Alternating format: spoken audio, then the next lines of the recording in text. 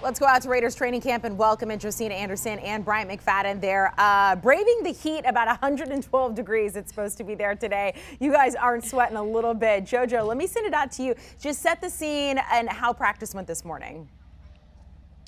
Well, first of all, it was nice to be out here at the Raiders facility. Yes, we are out here in Las Vegas, maybe / Africa, because it does it does feel very hot out here. But let me tell you, the rookies reported on Monday. On Wednesday, the veterans came out. A lot of excitement from the standpoint that it's Josh McDaniels' second year as a head coach. This is the new era under the 6-time Super Bowl winning coach out here. And then obviously with Derek Carr and seeing how that chemistry goes with him and the new pieces that they're adding, namely starting with Davante Adams. But when you talk about Derek Carr and a quarterback that was very, very desirous of wanting to have a good season, having his contract structured in the way that they could add pieces like a Davante Adams, being able to work through adversity, especially with losing Gruden, going to Bisaccia, working with 6 different head coaches, including the interims. There's a lot of adversity that he has overcome and yet still proven himself, even though you feel like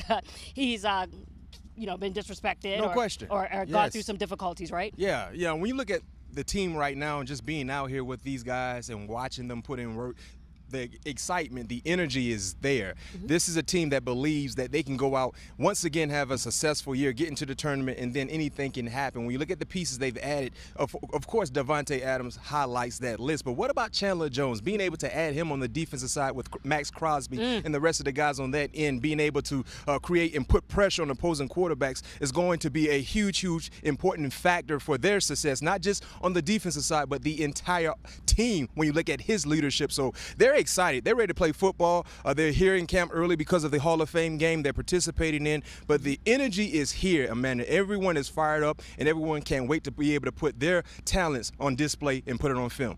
I know you guys were able to talk to both Derek Carr and Davante Adams. Let's start with Derek Carr. Josina, you were able to speak with them. And you mentioned it there. I mean, this team kind of feels like it's getting slept on. And I feel like Derek Carr might feel like he's being a little disrespected right now. What were some of your biggest takeaways from your conversation with him?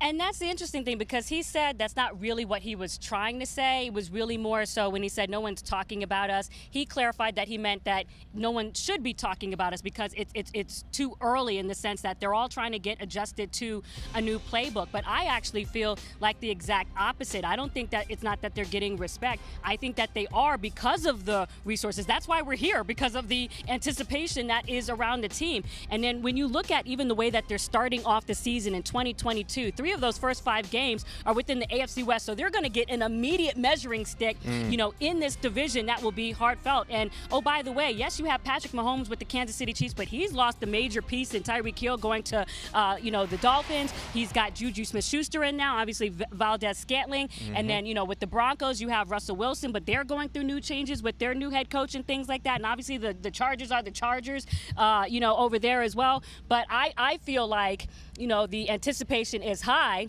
not just because of the resources, not just because of the pedigree of the head coach, but also because of the contract. I mean, there's maneuverability on the backside of Derek Carr's contract if they want to get out of it after this season. But I don't think Davante Adams came here to play with another quarterback, and what really are your options outside of Derek Carr? So I feel like he has that going for him nonetheless. Well, for me, Joe, I disagree, because I believe they're getting slept on. Really? I believe they're being disrespected. And the reason why I feel that way, you can go into any barbershop. For Joe, you can go into any hair salon, and if you talk about AFC West football, you will hear the Raiders and Derek Carr's name mentioned last. That's disrespect. This is a team that had a successful year. You talked about all the adversity they had to endure, overcome, still got into the playoffs. And it was basically a one-possession game that led to Cincinnati going on and advancing to the next round, and of course getting to the Super Bowl. This is a talented team, not to mention some of the pieces that you've added, but any type of AFC discussion, Amanda,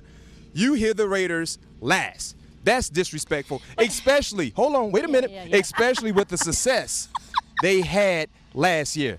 Now you got it. Okay, give me the hand. I'm going to give myself the hand. But you know what? I feel like it's so funny how the narrative can quickly change, because when you go back to 2016 when Derek Carr and the Raiders were 12-4, right? And then he ended up getting that fibula broken against the Colts when Donald Penn missed his only sack of the year and Trent Cole rolls up on him with the sack. Just imagine if that play never happened. He was on his way to an MVP season before that. And this is why this is just a game of inches. How differently would we be talking about Derek Carr, and then having to, change over with Gruden, and then Bisaccia, and now Josh McDaniels. So I feel like the conversation should be about how he's bobbing and weaving through all this change and still taking this team to 2 playoff appearances, albeit wild card losses.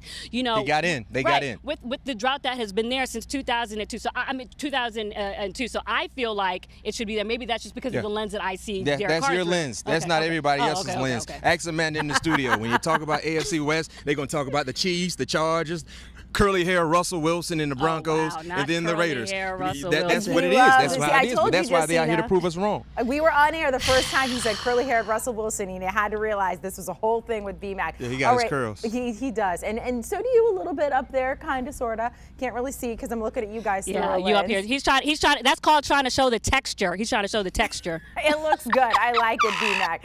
It looks good for the season. Hey, let's talk about Davante Adams really quick, because you guys were both able to talk to him. And I'm curious. Look, he spent his entire career thus far with Green Bay. He seems happy to be there. But him and Derek Carr, they haven't played together all the way since college. That was back in 2013. B-Mac, when you talked to him, when you watched him, does it seem like he's fitting in with this Raiders team? No question. Amanda, we have to remember the Green Bay Packers wanted Davante Adams back. Aaron Rodgers wanted Davante Adams back. He decided to leave. He decided to leave to come out here to Las Vegas and play with his former collegiate teammate in Derek Carr. So he is excited about the opportunity. He's excited about the success that they potentially will have this season, and watching him just flow throughout the offense. One thing I can say, they are going to move him around a lot. When you think about the Raiders offense in past years, Hunter Renfrow has been that ideal slot guy. But don't be surprised to see Davante line up in the slot as well, because I watched him offensively in the formations, Joe. He's outside as a perimeter pass catcher. He's inside. He's motioning. He's in the backfield. He's everywhere. So they have an ideal plan in place for the prolific Davante Adams to be a part of, and not to mention do numbers. And I did ask him about what Brett Favre said about him.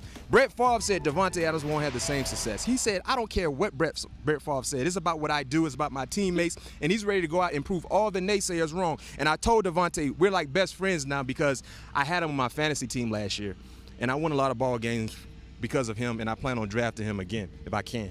And first of all, I don't know if you saw my dimple when you were talking about y'all being BFFs or whatever. But the other thing that you have to mention with Davante Adams, that he took less money to come here. So that really shows you. He really wanted to be when here. People in this era show me the money and cut the check, that he took less money to come out here to be with Derek Carr. But also it's very strategic, it's very smart, because Aaron Rodgers is 38. I believe Derek Carr is 30, 31. It extends his shelf life, because Aaron Rodgers at some point is getting closer to hanging up. Good point. And then you have extended years with the top tier quarterback and coming here too. And oh, by the way, the impact that he's having on the younger wide receivers and Hunter Renfrow and also Darren Waller, and the fact that they're mentioning, moves that he's doing as far as off the line and the releases and things that they're just looking as far as his preparedness. So I'm so excited to see that combo this season. Derek Carr just turned 31 back in May. Had it right on the money there, Josina. All right, you guys hopefully get inside, get some AC, get some water. Thank you so much for joining us out there from Vegas at Raiders training camp. B-Mac, if you did not know, he has a very, very good podcast along with his cousin Patrick Peterson there. Latest episode, Patrick P.